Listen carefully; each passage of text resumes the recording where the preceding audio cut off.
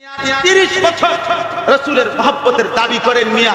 আমারে ওয়াহাবি বলে আমরাই পাস করলি টুপিওয়ালা করে গালি দেন কথায় কথায় মিয়া। আপনি আজকে 30 বছর নবীর প্রেমের দাবিদার করে এখনো তো দেখলাম না আপনার হাতে কোনোদিন মেসওয়াক করতে, আপনারা তো দেখলাম না মিয়া। আপনি জবাব দেন মিয়া।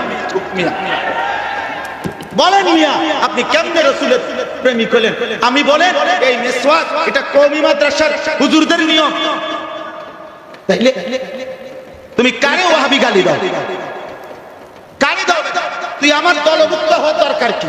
তুই নিজের থেকে রাসূলের সুন্নাত মানবে, তাইলে তো চলে। আমি বলছি আমার দলভুক্ত হইতে, কথা বলেন না কেন? আমরা বলছি এটা কি মেম্বার ইলেকশনে খারাইছি আমরা? তাইলে তুমি আমার দলভুক্ত হওয়ার দরকার। রাসূলুল্লাহ সাল্লাল্লাহু আলাইহি সাল্লামের সুন্নাত মিসওয়াকটা আজকে 50 বছরে জীবনে অর্জন হইল না। আমনে নবী প্রেমিক আর আমরা সিরা সাবাই, হ্যাঁ আমরা বুঝি না। আজকে 50 বছরের ভিতরে ঘরের মধ্যে দস্তরখান বিছায়া খানা খাওয়ার অভ্যাসটা করতে পারলেন না। আমনে রাসূল প্রেমিক, আমরা বুঝি না।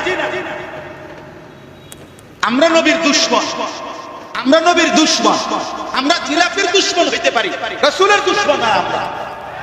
আমরা রাসূলুল্লাহ সাল্লাল্লাহু আলাইহি ওয়াসাল্লামের দুশমন না। প্রয়োজনে যদি বলে পথে, প্রয়োজনে যদি খোলা ময়দানে নবী প্রেমের জন্য তুমি কোন প্রমাণ দিতে হয়, কোন মহব্বত দেখাইতে হয় তুমি বলো। আমরা কওমের লক্ষ লক্ষ আলেম দেখাবো রাসূল প্রেমের কোন নমুনা। তুমি বলো কি করতে হবে, বলো নবীর প্রেমে কি করতে হবে, কও। রাসূলুল্লাহ সাল্লাল্লাহু আলাইহি ওয়াসাল্লামের মহব্বতে কি দেখাইতে হবে সেটা বলো। রাসূলুল্লাহ সাল্লাল্লাহু আলাইহি ওয়াসাল্লামের মহব্বতে যদি বলেন দাড়ি রাখতে হবে, আমরা দাড়ি রাখি না। রাসূলুল্লাহ সাল্লাল্লাহু আলাইহি ওয়াসাল্লামের মহব্বতে যদি বলেন মিসওয়াক করতে হবে, আমরা মিসওয়াক করি না। রাসূলুল্লাহ সাল্লাল্লাহু আলাইহি ওয়াসাল্লামের মহব্বতে দস্তরখান বিছাইতে হবে, আমরা দস্তরখান বিছাই না। রাসূলুল্লাহ সাল্লাল্লাহু আলাইহি ওয়াসাল্লামের মহব্বতে দুরূদ সালাম করতে হবে, আমরা দুরূদ সালাম করি না। রাসূলুল্লাহ সাল্লাল্লাহু আলাইহি ওয়াসাল্লামের মহব্বতে মদিনা রওজা পাকে যাইতে হবে, আমরা ইনশাআল্লাহ কসম করে বলি বাংলাদেশে কওমি মাদ্রাসার আলেমদের চাইতে বেশি কেউ মক্কা মদিনার জিয়ারতে যায় না। আমি এইবারও বলছি, আমরা প্রায় 2-250 সাথী আমাদের শায়েখের সাথে, এবং আপনাদের এই বড়ুরা একজন প্রখ্যাত আলেম মুফতি মহসিন সাহেব, উনি সহ আমরা যে কাফেলায় গেছি, বারবার বলছি যে সারা বাংলাদেশের আলেম সব কওমি মাদ্রাসার, সব মদিনার মধ্যে মক্কার মধ্যে যেদিক দিয়ে হাঁটে দেখা যায় ওলামায়ে কেরাম উমরায় আসছে মাহে রমজান পালন করতে। এরা সব রাসূলের দুশমন হয়ে গেল। আজ জাতির জন্য রাহবার খুব দরকার, আজ জাতির জন্য কান্ডারি খুব দরকার দোস্ত, খুব দরকার, খুব দরকার। কোটি কোটি মুসলমান গুনার মধ্যে হাবুডুবু খাচ্ছে, হাবুডুবু। এই জাতিকে বাঁচাবার মতো লোকের বড়ই অভাব।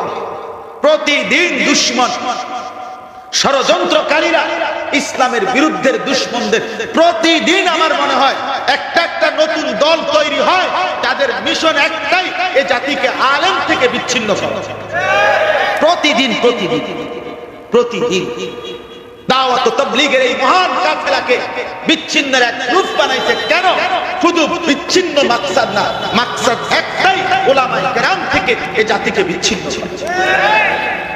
এই জাতিকে হাদিস অনুসরণের নামে, সহিহ হাদিস মানার নামে এই জাতিকে অনুসরণ মূল মাকসাদ না। এই জাতির লক্ষ লক্ষ স্থানীয় দেশীয় লক্ষ আলেম উলামাদেরকে জাতিকে আলাদা করা, বিচ্ছিন্ন করা, এটাই হলো সহিহ হাদিস অনুসরণের নামে মূল এজেন্ডা।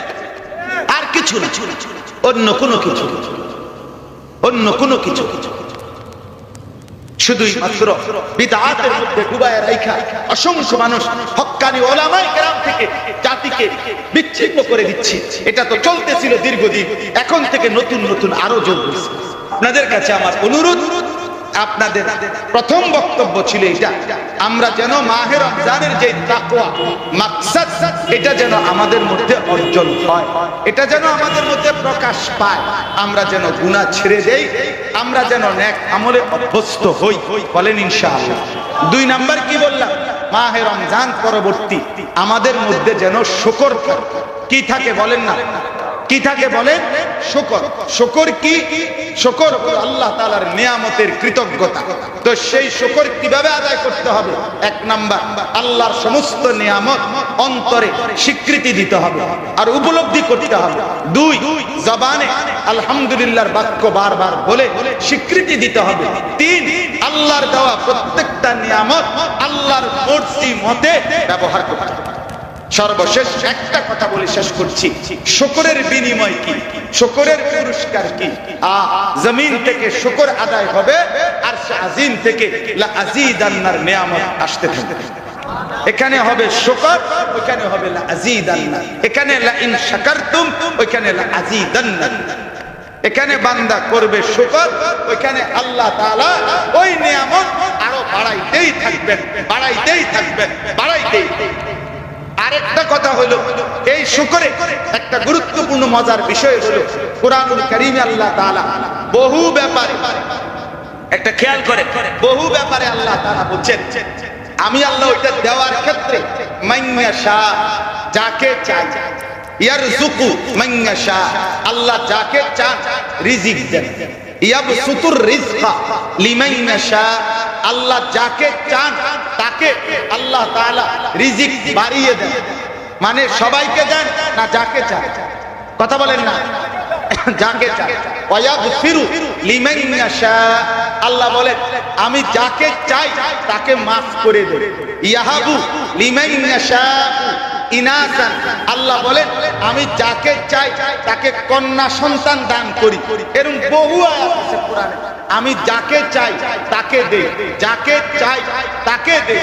কিন্তু একটা মাত্র আমল বান্দা, এটা যেটা বান্দা করতে দেরি, আল্লাহ বলে যেই করে তাকেই বিনিময় দিয়ে দিয়ে।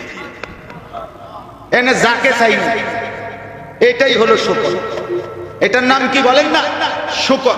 শুকরের ব্যাপারে আল্লাহ বলেন ওয়াসায়াজিল্লাহুশ শাকিরিন, অবশ্যই আল্লাহ তাআলা শুকরকারীকে বিনিময় দেবেন। এখানে মাইয়াশা নাই, আল্লাহ বলে নাই যাকে চাই শুকর করবা তোমরা